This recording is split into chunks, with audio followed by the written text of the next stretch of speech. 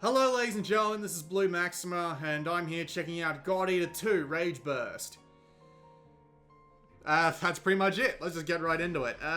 This is gonna be a very familiar video if you watched my God Eater Resurrection video, because it's a weird story. God Eater Resurrection actually came out after God Eater 2 in Japan, but we got them in the reverse order, at least America did. Europe gets them both in one bundle, and as far as I'm aware, you can't actually get them separate. You have to buy them both in a pack, which is interesting. We'll get into how that's very interesting shortly. Very shortly, actually. When the game loads up, you'll be a little bit surprised, honestly, but wait for it.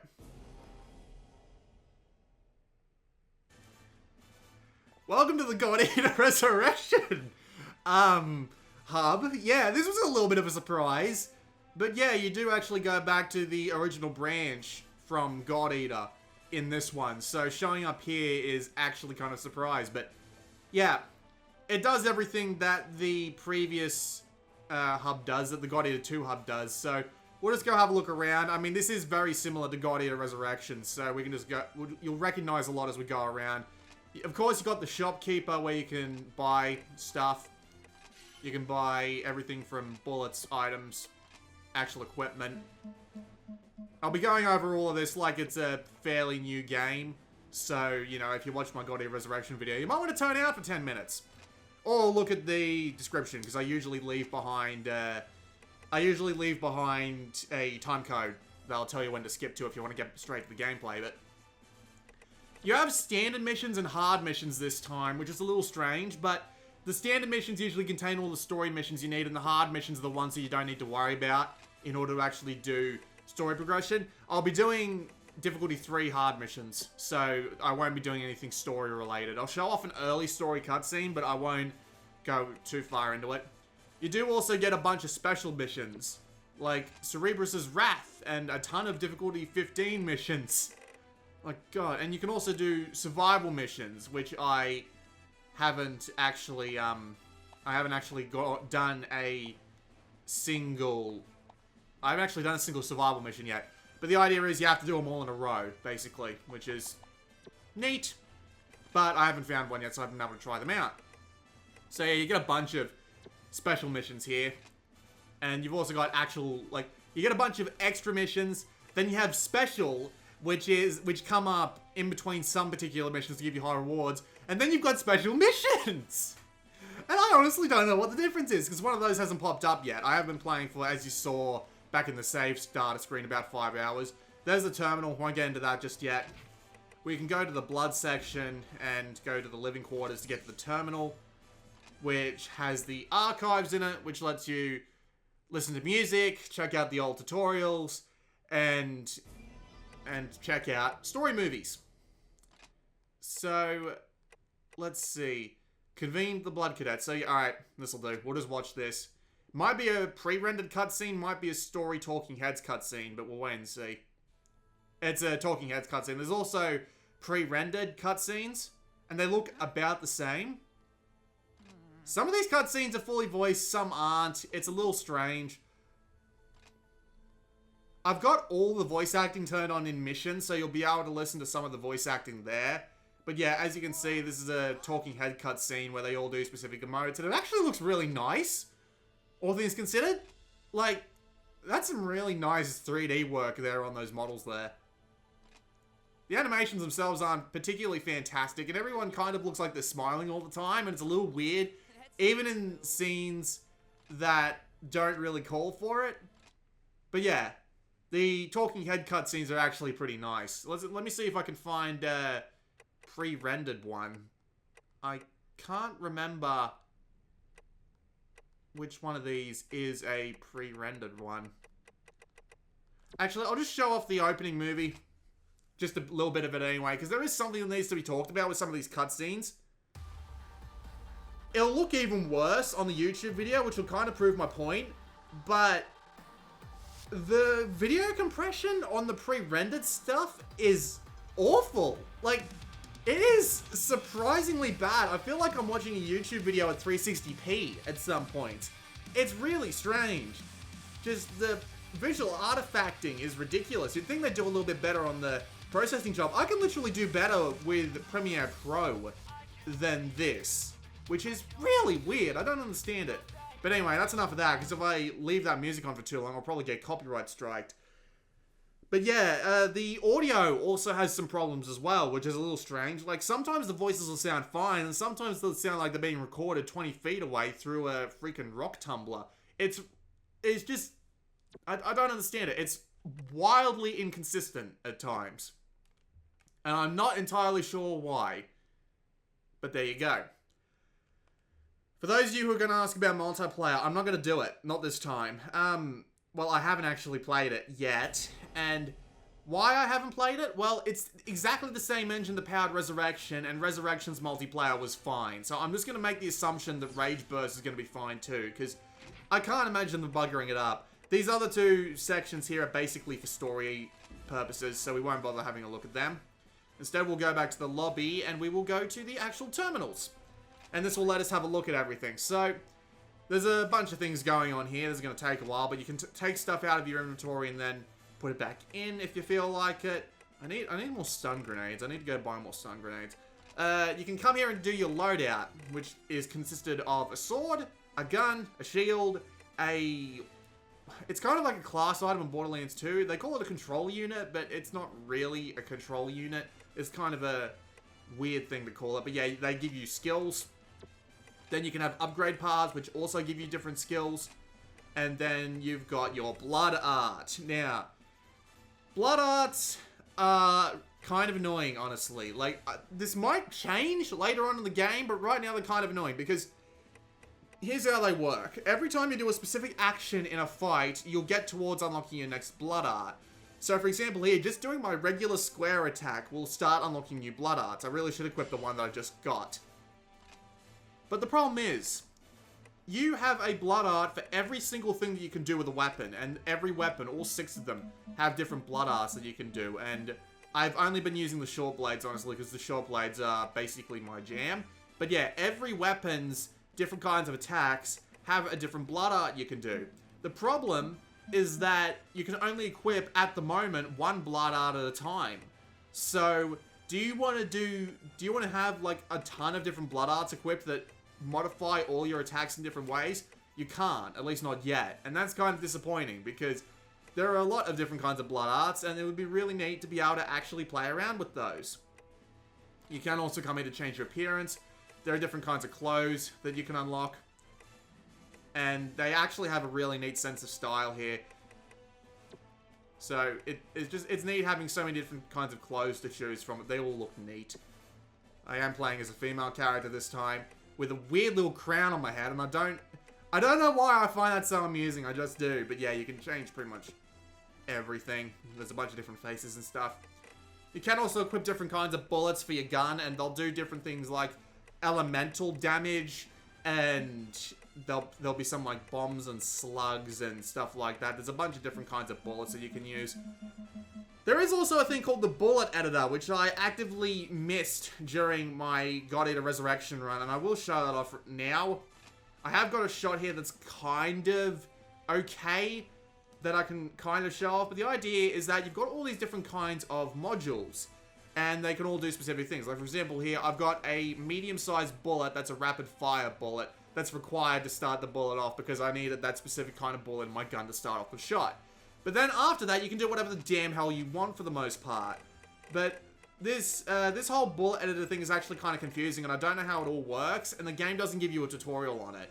All it gives you is a bunch of terminal entries on it that are like, they're just like text walls that don't really explain anything, so you're kind of stuck with just figuring it out on your own. But you've got different kinds of shots.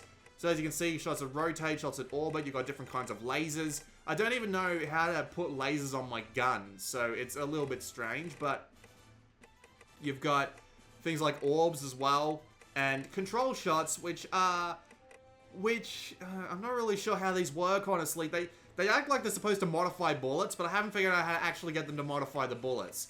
So, that's a little strange. But yeah, you can do a lot of different stuff with that. And you can even use, like, deco shots, as it says down the bottom here.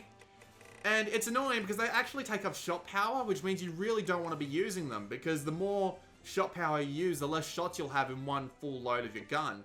If we go have a look at what I've done here though, I've basically made just a gun that shoots 4 different types of bullets at slightly different angles. So we can actually go have a look here in the bullet editor.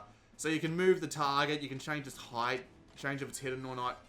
And you can also change the angle of the camera. So if I press select here, you can see that. If I change it here, you can see how it looks from the bottom. You can also see how it looks from the back. You can also see what it looks like in aim mode. So as you can see, I've fired 4 different kinds of bullets here. And it's taking away OP. Unfortunately, this bullet is a bit shit, so I won't be using it.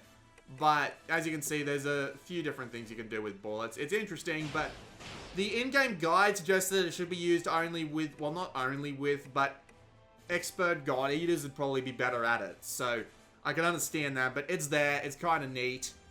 Would add a little bit of value to having different guns and all that, but considering that I've been able to play through difficulty 1 and 2 while just holding on to exactly the same bullets that I've had before, I've done fine. So you don't really need to worry about it until later on in the game, I guess. You can also change and save your equipment set so you can have multiple sets at once. And there are different kinds of guns as well. There's 4 different kinds of guns. There's the sniper, the assault gun, which is smaller bullets. There's the blast gun, which is like bombing, and the shotgun, which is spread shot. And you've got different weapons here as well. You've got the long blades, buster blades, the hammer, the spear, and the scythe, and they've all got different attacks. I'll stick with my preferred weapon here, and I might switch after I've done a mission. But I haven't actually used the other weapons that much, because well, I tried the hammer, and I tried the scythe, and I tried the long blade, and I liked the short blades the most, because they swing really fast, and that's kind of my thing, so there we go. If we head back, we can go to do personal abilities. They're exactly the same as they were in God Eater Resurrection, where you earn points for the characters you take along in-game, and then you can use them to buy different abilities for that AI companion. So you can give them damage resistance, you can give them venom, leak, stun resistance, you can give them more flash bombs, you can give them more oracle absorption, and yeah, you can give them friendship and beloved, which is a weird set of things, but whatever. So yeah, you can modify the characters to play to your style, and you can also give them different uniforms, which is neat. It is actually kind of neat. I kind of like the games where you can customize what your AI does. Like, I kind of like Soul Sacrifice Delta, how you could give them offerings to make them more powerful and stuff like that. So let's get into the upgrade system. There isn't actually much to do yet, which is weird. Like, with most of these games, you want to get people on the modifying equipment and crafting equipment trains really early on to keep them interested in the game. But they haven't actually done that much of that yet, but we'll have a look at that anyway. So, you can upgrade all your different kinds of weapons here, but unfortunately, all the upgrade methods on the equipment that I've got right now is being researched, so I can't actually show off how that works. Which is weird. You'd think they'd get you on that, like, right away, but they don't. And you can do this for guns, shields, and your typical melee equipment. Makes sense to me. You can also craft equipment, which actually can happen, which is nice, because it's nice that you can actually start crafting stuff now, but yeah. We can craft all sorts of different kinds of weapons here, so you can craft things that have different elemental abilities, things that have different abilities.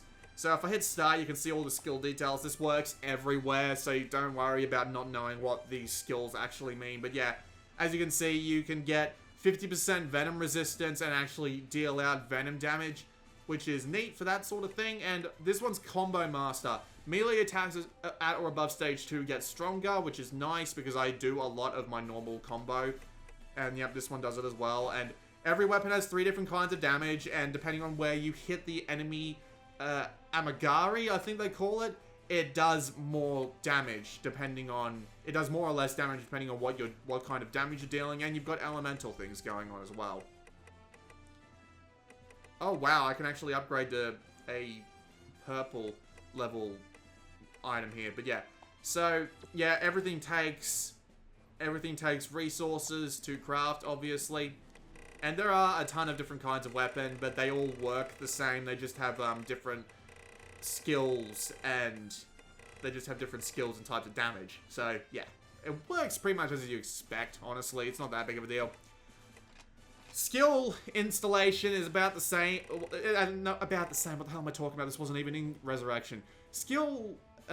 Installing skills is new in God Eater 2. At the end of every mission, you get 3 different kinds of Abandoned God Arcs. And what these can do is they can install different effects on different items. So, for example, I can install this gun attack ability on this blade here, which is nice. There are also God Eater. There are also weapons that have +1 on them, and +1 gives more stats to the weapon that you're equipping to. So as you can see just before I actually left the screen there, I'll go back to it anyway. As you can see here, this is +1, and it also gives extra item effect. Unfortunately, I can only equip it to my scythe, but as you can see there, it upgrades the attack strength, so that's actually quite useful. And you can build a bunch of these effects on top of each other if you feel like it. However, some of these are actually quite useless, because if we have a look at enemy HP vision here, for example, enemy HP vision 1, this skill only takes effect at level 10. So, yeah, you kind of have to be waiting until you get like 10 of those and then put them all together at once. Kind of annoying. You can also do skill rebuilding. So you can put together 3 of these different God Eaters, God Eater weapons, and you can get an entirely different thing out of it. So say I put together reduced guard damage, enemy HP vision 1 and enemy HP vision 1. If we execute that, it'll give us a new Abandoned God Arc with a better ability on it. So Devour, Oracle Absorb +3. So Devour attacks absorb more bullet power, basically. So yeah, you can do that until you get effects you're happy with, or not happy with, in a sense. Crafting materials works the same way as it does in God Eater Resurrection. You get tickets at the end of every mission, and these tickets can be exchanged for any one of these resources that you feel like that you need, which is very useful. Because if you're missing just that one resource to build that new weapon, well, you can come here and do it. The problem with this whole system is that, at least at this point in the game, I can understand this game more complex later on, but basically all I have to do at this point with the 13,000 money that I have is just craft all of the different variations of the weapon, but then just stick with the one I feel like I enjoy the most, or just swap out the one that'll work against the enemies I'll be fighting. Since most of the skills don't really do anything, and it doesn't cost that much money to install them anyway, there's not that much interesting to do with installing skills at the moment. And again, I haven't unlocked the ability to upgrade any of my weapons that I've got built up here yet, despite the fact that I've been through 2 entire story chapters. So it's a little bit weird, honestly. Like, I could see this getting better as time goes on. It's just, yeah, again, this is a first impressions sort of thing, and first impressions are not exactly fantastic. It really doesn't make that much of an effort to get you on the upgrading your equipment train, because that's generally what keeps me going through these hunting games, having massive amounts of equipment, and they really don't do a good job in getting that done, at least in the first 5 hours. And 5 hours, like, people will complain about this and say to me, you know, you didn't play for long enough. You didn't give it enough of a chance. You should wait until the end of the game, one guy said on my previous God Eater Resurrection video when I said the missions weren't very hard. And this game doesn't really change that either. But yeah, that one guy who said wait until the end of the end of the game is like 40 hours away. I don't have that sort of time. After I finish this, I'll have to go and get started on Trials of Cold Steel 2. And I haven't even had time to play through Trials in the Sky, let alone Trials of Cold Steel. So, yeah, I do this for you guys. Like, I know some people are like, oh, you're just doing it because you get a lot of review copies and all that. No, I actually want to try and help you figure out whether or not these games are any good. But it takes a lot of effort, especially when there's like 12 of them coming out in the next 3 weeks. Alright, but anyway, back to the actual game. Database lets you read up on everything. It's about the same as it was back in God Eater Resurrection, but you can read up on absolutely everything. They give you an absolute ton of stuff to read here, and like, if you're confused about anything in this game, for the most part at least, it doesn't tell you much about the guns here, unfortunately, but if you're confused about anything, do you need to know anything about anything, basically, just go to this here, and it'll tell you everything, honestly. Wow, there's only been 5 areas so far. No wonder it's been feeling repetitive.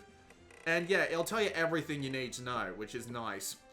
Character episodes haven't unlocked yet, but they're basically like side quests. What you do is when you get them, you get missions at a specific point in the story, and then you do them in line, and then you get specific rewards for those characters, which is nice, basically. You can go and do a multiplayer game and save here. For those of you who are wondering how far I am in the story, I'm apparently on 20-something. I can't remember what it was. You saw the number back on the save screen, 20-something. And the missions go up to something like 100. So, God, I've got like a long way to go. But yeah, that's basically that. I'm going to go buy stun grenades before I forget. And then we'll go actually do a mission. Why are there no stun grenades? I'm supposed to have a ton of stun grenades. Why don't I have stun grenades? That's not right. Fucking stun grenades, man. Withdrawn. Wow, okay. Apparently I don't get stun grenades for the next couple of missions. That's unfortunate. Hang on. Cables. Something's happening on my computer that's making the frame rate drop. That's not nice. Whatever. I'll just let it go. If it gets too bad, I'll stop the recording and come back once it's fixed. Yeah, I've been told to go talk to Seal, but I don't need to do that to go to the hard mission, so we'll be going to the hard missions. So let's do that. We got a few choices here. Let's go take out... Let's see, Herd of Ogre Tails, but there's also a Vajra in the area. Yeah, okay. We'll do this one. So, as before, sometimes you'll be locked into specific party members, sometimes you won't be. I'll bring along Julius, Romeo, and Nana. And then next time I'll bring along Gilbert, Seal, and Coda. Coda is from the previous game. You do get some of the previous party members. And you do also have assist members who can just be used to have their things, their abilities. And we'll go over how that works after the mission. And I will be right back once I figure out why the bloody hell my frame rate is dropping all of a sudden. Okay, I'm back. Yeah, that was kind of annoying. My network manager was fucking up and it was causing the frame rate drops. Bloody killer network software. Their hardware is excellent, their software is terrible. Let's go on the mission.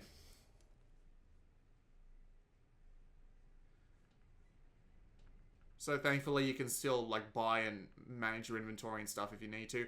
I know it said bring along Blaze and Spark, but I don't really need to. I've been doing tons of damage just with my default weapon and Blood Art anyway, so it's not like it's that big of a deal. Loading times aren't great, but I mean, once it's done, it'll literally pop you straight into the mission. You can just walk forward and get started. So, see? So, away we go.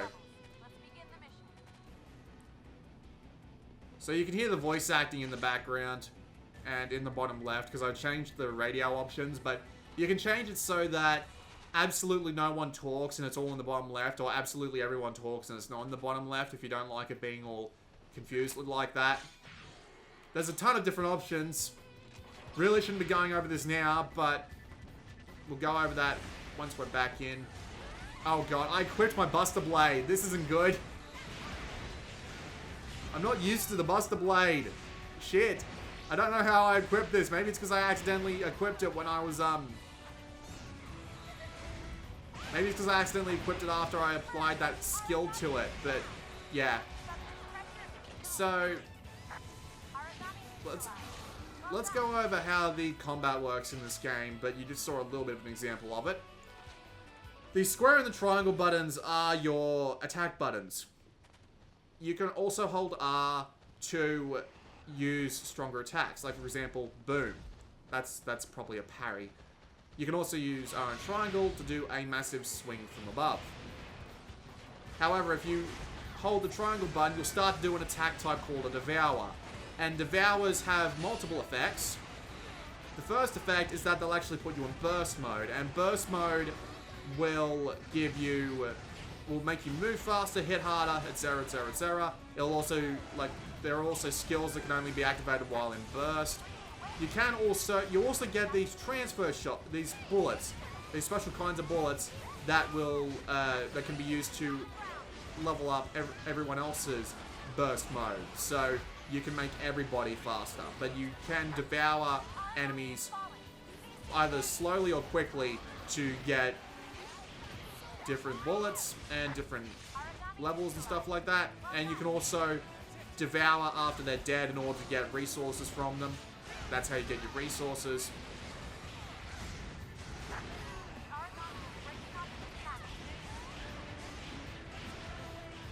You do also have your gun, obviously, which is a separate thing from your sword. So as you can see here, I can just fire away at this guy because he's running away because he's a little bitch. You can swap what bullets you have.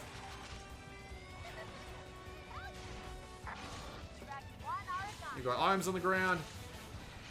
You can order your AI companions around, so you can force them to search for items, disperse, converge, order them to target what you're targeting, order them to be defensive. But I mean, I haven't had one go down on me yet. They're pretty capable as companions, and I do like capable companions. It's fine. Like, they're pretty good. I won't argue too heavily against their existence. Camera in this one's a little odd. I wish there was is there an option to actually have it go further away from you? Because that would be nice. I didn't see one. And nope, there it is. I'm a fucking idiot. Never mind. There we go. That's much better. I'm a goddamn idiot. I should have looked more thoroughly at that options menu. But can you blame me? That options menu is huge. You also have blood arts, and blood arts, I won't be able to show you on this weapon, but I'll swap to my usual weapon for the next mission, and I'll show you what an actual blood art is. But there's special abilities that activate depending on what you're doing with your weapon. Like the main blood art I've got will activate and let me do an infinite chain on my, they'll let me do an infinite chain on my square attack, which is very useful. But yeah, you can equip one at a time, which as I said is kind of a pain in the ass, because only being able to equip one at a time means that you only have one way to make your attacks interesting. There is also Blood Rage, which you unlock later that I haven't actually been able to see yet, but apparently I did my research, so, you know, I can actually tell you about that. But basically, you select an objective, like what you want to do, and then you'll be able to activate Blood Rage if you fulfill that attack within like 30 seconds. Which is a neat little thing to give you a little bit of, well, I guess it's variety? But yeah, it gives you something nice to do. I'm a little hurt. I should use a weapon, a healing item. Thankfully, I've got plenty of those.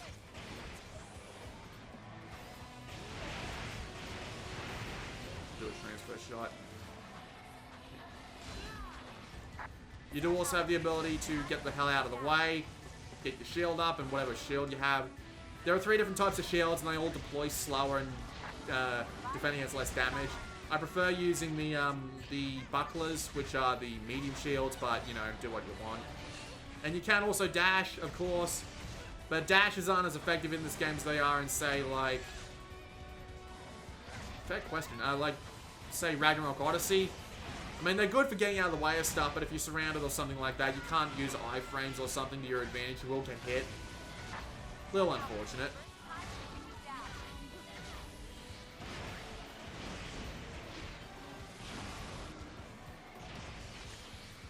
So the combat is mostly unchanged from God Eater Resurrection, and there's a very good reason for that.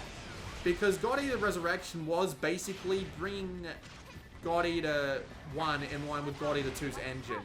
So, that's to be expected, more or less, right? Which is... That's okay. Like, don't get me wrong, it's alright. But, it's the same... So, it's basically the same game.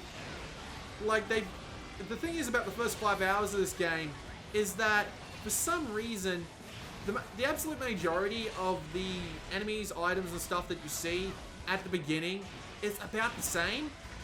Like, I don't like how Pokemon's basically been the same sort of game for 15, 20 years. I mean, like, there's just a bunch of stuff they do over and over again, and, I mean, I kind of burnt out on the series a while ago. But the one thing I always appreciated that series doing is that you weren't able to find the same Pokemon over and over again at the beginning of the game. In every generation, they'd always change it up a bit.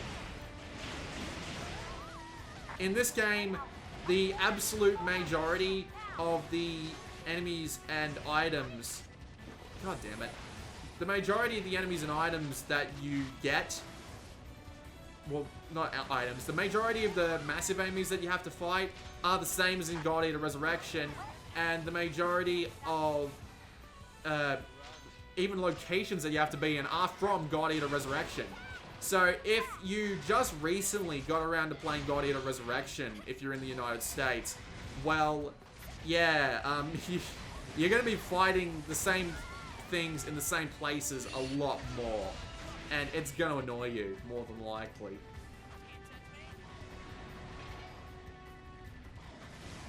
It's kind of disappointing, honestly, because I feel like I've been playing just the same bloody game again. I feel like I've been playing God Eater Resurrection again. It's... No, you don't. I actually managed to block. Awesome. I'm not completely fucking retarded. Don't get me wrong, the combat is fine. Like, it does have a specific amount of kick to it, especially if you're using the heavier weapons. I don't use the heavier weapons because I prefer being able to attack fast, but the combat does have a bit of a kick to it. The weapons are sufficiently different. Like, they do all work relatively the same way. It isn't like Tukiden where, or Monster Hunter, where all the weapons have very specific gimmicks. No, it's fairly... I'm using the wrong type of bullet. I have to be using the freeze bomb, don't I? Yeah, you do kind of need to hit in the right place.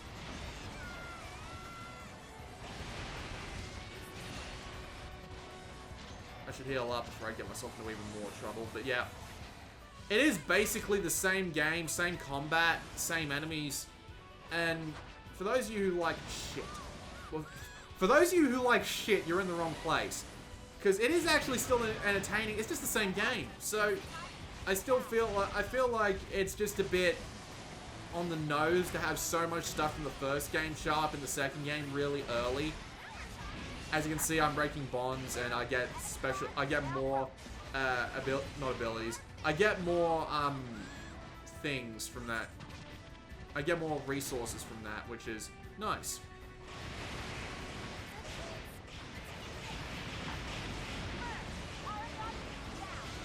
He's down, I can do big damage. If I had my other weapon with me, I could just be doing damage constantly, and I'll definitely be showing that off.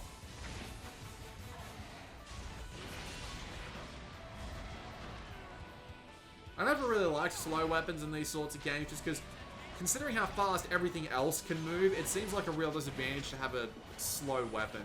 Ah, god damn it, I swear I tried to dodge out of the way of that.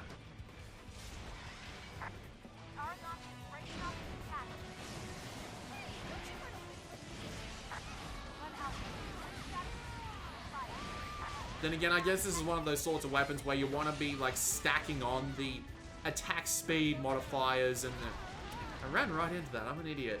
This is one of those sorts of games where you want to be stacking on things like modifiers that'll help you attack faster, dodge faster, etc, etc, etc.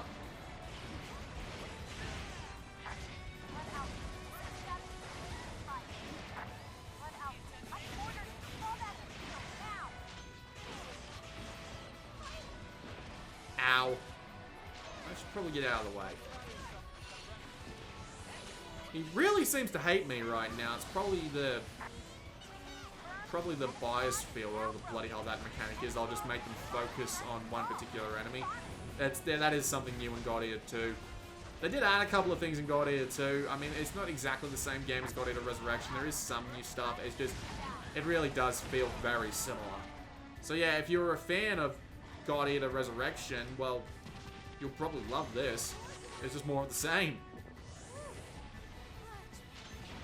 And more of the same is still pretty good. It's just, in the first few hours, I feel like I'm just on this loop of just go do a mission, go do the cutscene, go do a mission, go do the cutscene. There's no, it doesn't really feel like I'm trying to upgrade or work towards any sort of goal except getting the missions done, which is a little bit of a disappointing thing to feel in a hunting game. Especially when Tukiden Kiwami gives you a bunch of things, like how to, like upgrading your Matamas is a thing that happens naturally. Upgrading your weapons, upgrading the wisdom tree, or whatever the bloody hell it was called. I never remember what that thing is called. This game doesn't give you that much to do in its first few hours, and other than just complete as many of the missions as you can, which again is a little bit disappointing. God, I wish I knew how long I had left until this bastard goes down. It's a really long mission. Missions don't usually take me this long. I'm usually done most missions in like 5 minutes, thanks to my blood art being absolutely insane, but yeah. This happens a lot. Well, this doesn't happen a lot, actually. This doesn't happen at all. What the hell am I thinking? My brain just tends to go on autopilot sometimes, which is really annoying. Can you just die already? For God's sake, I really should be using my gun a bit more, but...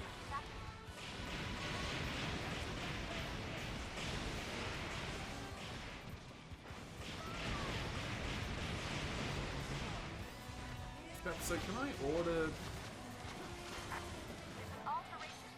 I can't order them to do things, which is kind of annoying.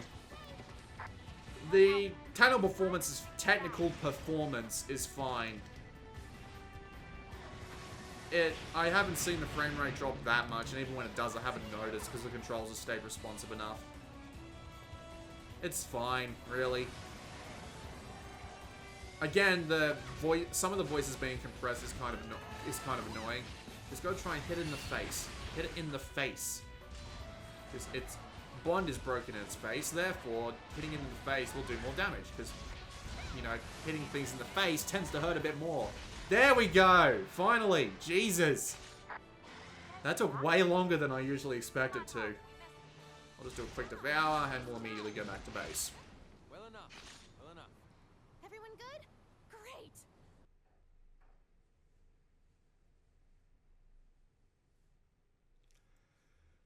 So yeah, let's actually go and, oh yeah, while I'm talking, yep. So you've got a bunch of support skills that you can pick, and they all do particular things, so I'll just grab Abandoned Arc Rate up so that you can see what these are like. But yeah, as you can see, you get these God Arcs, and they all have different abilities on them, as you saw before.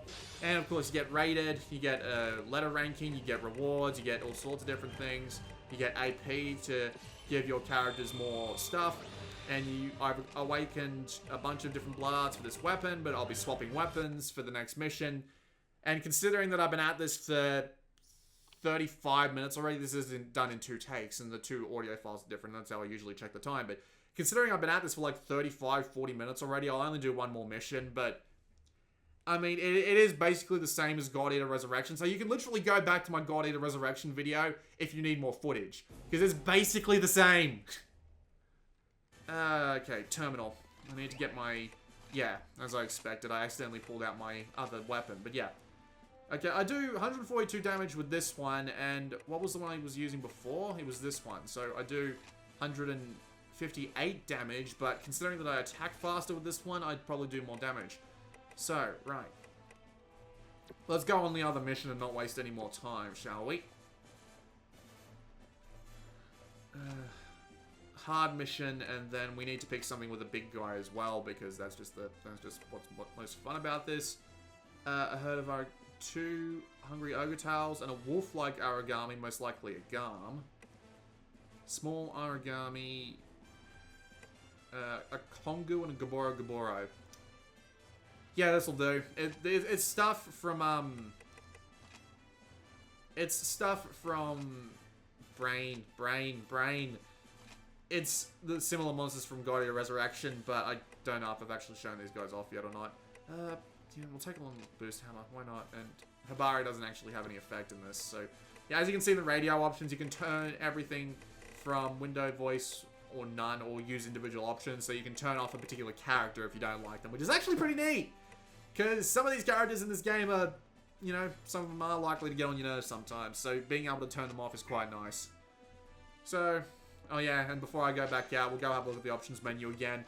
Oddly enough, you can't actually change the D-pad to do anything in this one, which is weird. It's always on the camera. But yeah, as you can see, there's a ton of different options here for all sorts of stuff. Yeah, this is for the pledge for the Blood Rage stuff, which is... I haven't even been able to play with them yet, so, you know. You can change your camera settings, your minimap settings, your touchscreen settings, your rear touchpad settings, your right stick settings. Like, it would be nice if I was able to do this with the D-pad, but unfortunately I can't. And you can change controller settings for the PlayStation TV, which is nice, and sound volume, which is there's a fair bit of. Save after mission, hint display, color adjustment. So yeah, you can actually play around with the colors if you're on the Slim Vita. But it looks overly bright and ridiculous when it's turned on an OLED Vita, which is what I'm using right now. So let's just go back out on the mission again.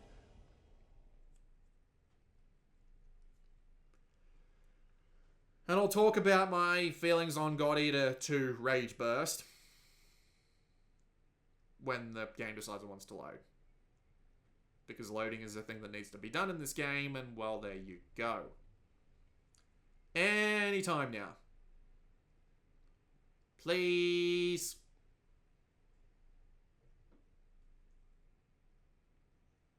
Alright, here we are. I haven't actually been here yet. This is new. Oh, well, I might not have been here from this particular angle. No, I definitely haven't been here. I don't recognize all this shit that's on fire. But, alright. Away we go.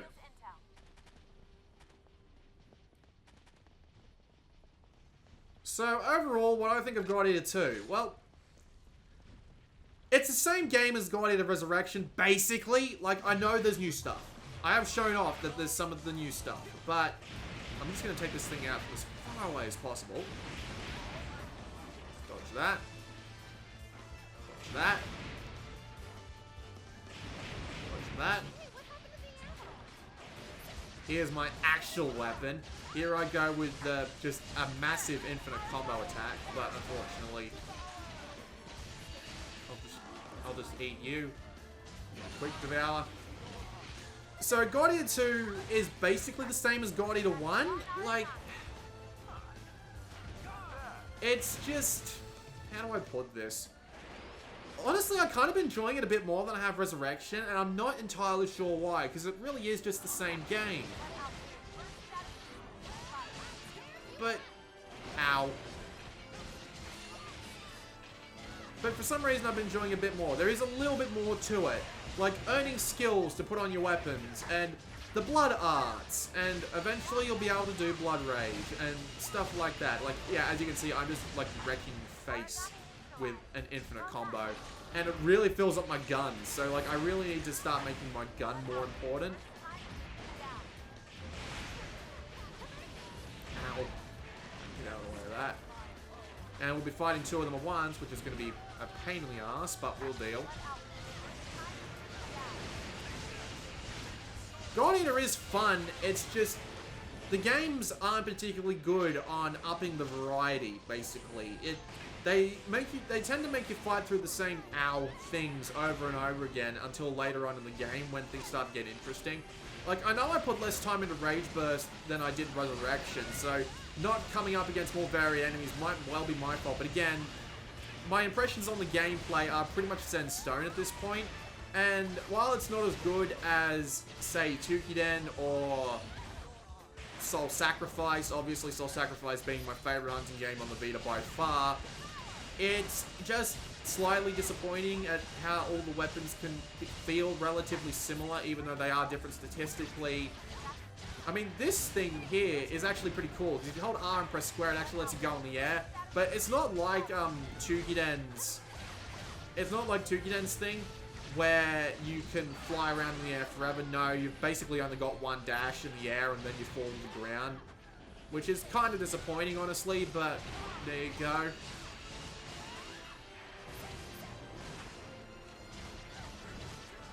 But it's still a fun hunting game. I could still imagine, like, later on, once you've unlocked everything, and you're earning blood arts for everything, and you've got blood rage, and you've got more interesting abilities and stuff to unlock, more interesting weapons to build.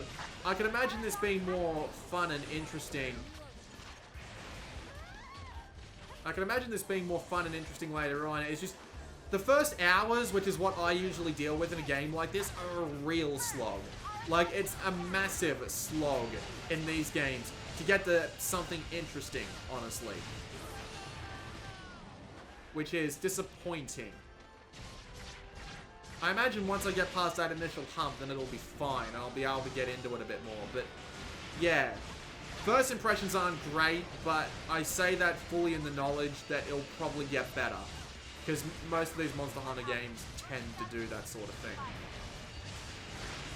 Would I recommend it outright, though? That's actually a really interesting question. Because, as I said before, while God Eater 2 does introduce a couple of things over God Eater Resurrection, God Eater Resurrection is still basically the same combat on the same engine.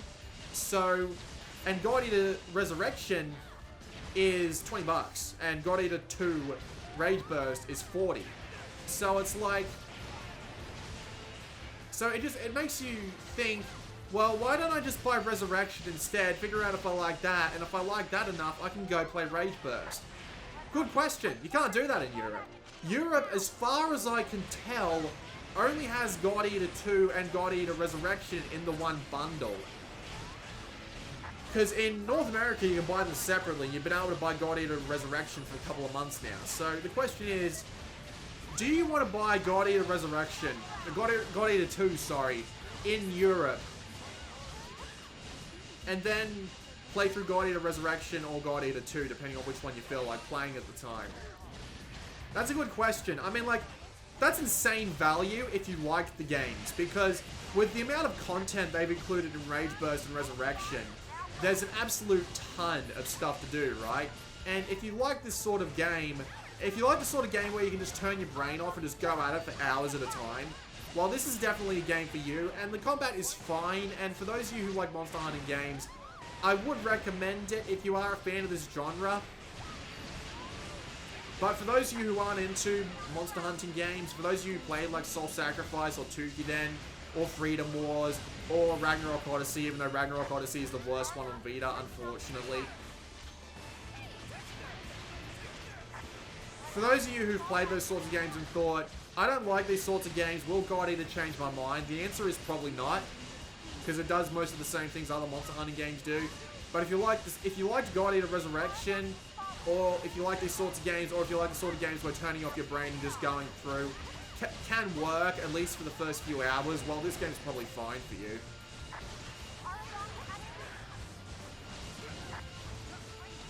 Although, if you buy God Eater, the God Eater 2 Rage Burst in Europe, like the double pack, I'd probably recommend that you buy, that you play Resurrection first, because it is basically the same thing, you know, right?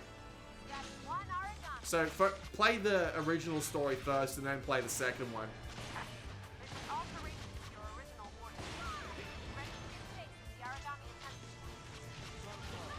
So can I put down a snare trap? Right, so that's what a snare trap is. And I actually got it. Alright. Let's beat the shit out of him, shall we? And as before, you can upgrade your teammates to have extra stun grenades and snare traps and stuff like that, which is neat. And, I mean, there is enough here to keep you going. It just takes a really long time to get actually started. So, yeah. Maybe I'll play it again. I completely missed that shot. God. Maybe I'll give it another shot when I have time. Problem being that I'm not going to have time for a while. But, yeah, it's not bad. It really isn't. And, I mean, if you're into hunting games or if you like Resurrection, this is probably worth picking up. But just be warned, it is repetitive. It takes a long time to get going, and it is a hunting game. So it does maintain all of those typical tropes that your typical hunting game has. Looks nice, runs well, combat's pretty fun. Hits pretty hard. Technical performance is fine. I mean, it's not going to be a complete waste of $40 or $60 or whatever if you pick this one up, honestly. It really isn't. I mean, I might be a little bit easier on this one than I am, like, on God Eater Resurrection, but I don't know, at the same time, you can buy both of these in Europe in one pack, which is a little better than having to buy them both separately. But then again, in Europe, that kind of gives you a better, in North America, I should say, that kind of gives you a better deal as well, because you buy Resurrection, figure out if you like this sort of gameplay through Resurrection, because Resurrection is cheap, and then if you don't want to buy God Eater 2, you don't have to buy God Eater 2, you save money. It's kind of neat.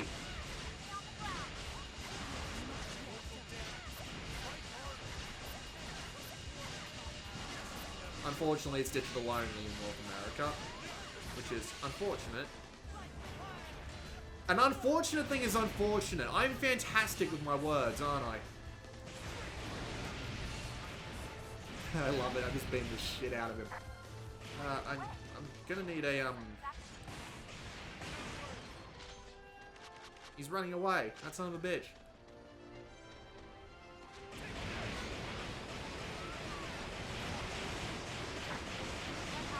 Tons of damage. He's enraged, but knowing how most of these things tend to get enraged right before they die, it'll be kind of bad luck for him. Ow. Yep, knew it. See, I had to beat 2 different monsters, and I got it done 4 minutes faster with this bloody weapon. It's probably because of this goddamn blood art that I've got. It's just awesome being able to just constantly slam the son of a bitch. But, yeah. That was a look at God Eater 2 Rage Burst. I really don't have that much against it, except that it takes a really long time to get going. I really wish that wasn't a thing. But, Hold on, I'm here. you know, it's fun for fans of hunting games and people who liked Resurrection and Burst on PSP, obviously.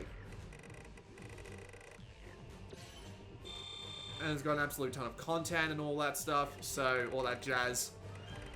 So, really, I mean, it's not an outright recommend, but, I mean, if you're into these sorts of games, or if you're into games where you can just turn your brain off and just slam away at things, it's not the worst purchase in the world. Obviously, I would obviously recommend Toukiden Kiwami and Soul Sacrifice Delta over this, but at the same time, if you've already drained those, and if you're looking for something new, then I have no trouble recommending this to you at all. So, yeah.